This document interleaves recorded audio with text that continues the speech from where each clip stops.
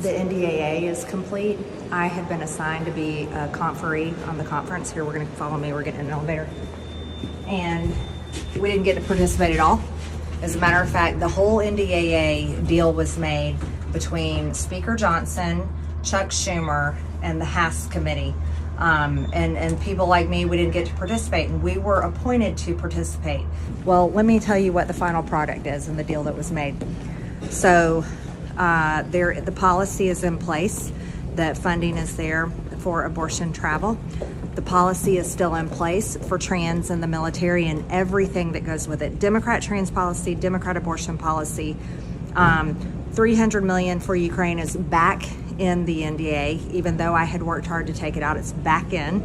And furthermore, here's the worst news. It gets a clean FISA extension through April. No change to the FISA court whatsoever. Nothing changed, and that deal was made also. So just wanted to give you a heads up. I'll be flat out no to this NDAA, and I think it's outrageous that this happened with our Republican-controlled Congress. Marjorie Taylor Greene is feeling betrayed by new Speaker Mike Johnson after he made an agreement with some Democrats in hopes of advancing the National Defense Authorization Act with some things that she's just not on board with. Mostly military members' right to choose and the FISA extension.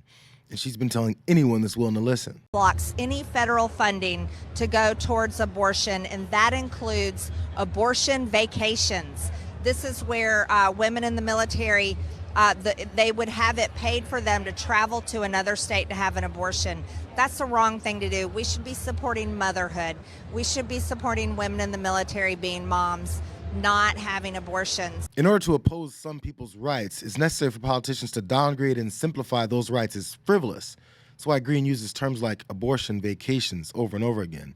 You know, because when people get abortions, they're lying out on a white sand beach with a fruity drink in their hands, topped with a little umbrella. It's madness. There actually have been bipartisan bills to address concerns about the FISA rules that allow large collections of data without warrants. And the extension through April will apparently give lawmakers more time to come up with a compromise that'll pass both chambers.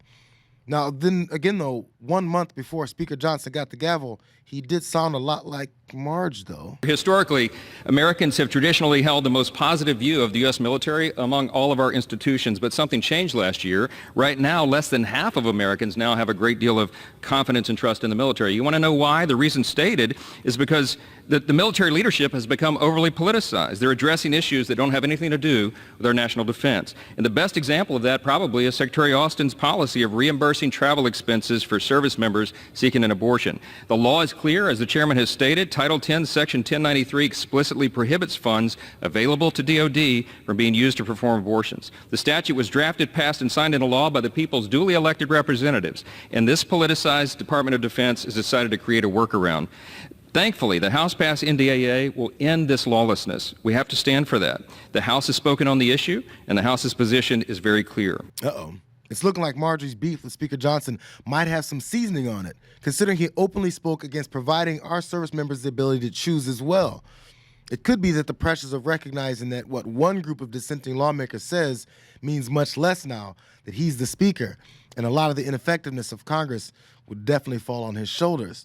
But Marge isn't in leadership. She's still in Mike's old camp, so she's tweeting too. Here's the best parts. Speaker Johnson worked with Chuck Schumer to cut a deal that removes all abortion and trans surgery prohibitions we passed under Speaker McCarthy. It also would pass a clean FISA extension, not to mention more of your taxpayer dollars sent to Ukraine to fund the proxy war. No member of the NDAA conference had any influence on this process. It was done in secret meetings with no input from conferees. Now, we're supposed to just grin and take it with no say in the final bill. Is the GOP really going to fund abortion vacations and trans surgeries, fund the Ukraine war, all with a clean FISA extension under Speaker Johnson? And with under 2 months under his belt, conservative supporters are quickly requesting more of the madness that ran Kevin McCarthy out of his position and Congress altogether. Speaker Johnson, what say you? Are you another rhino selling out your voters?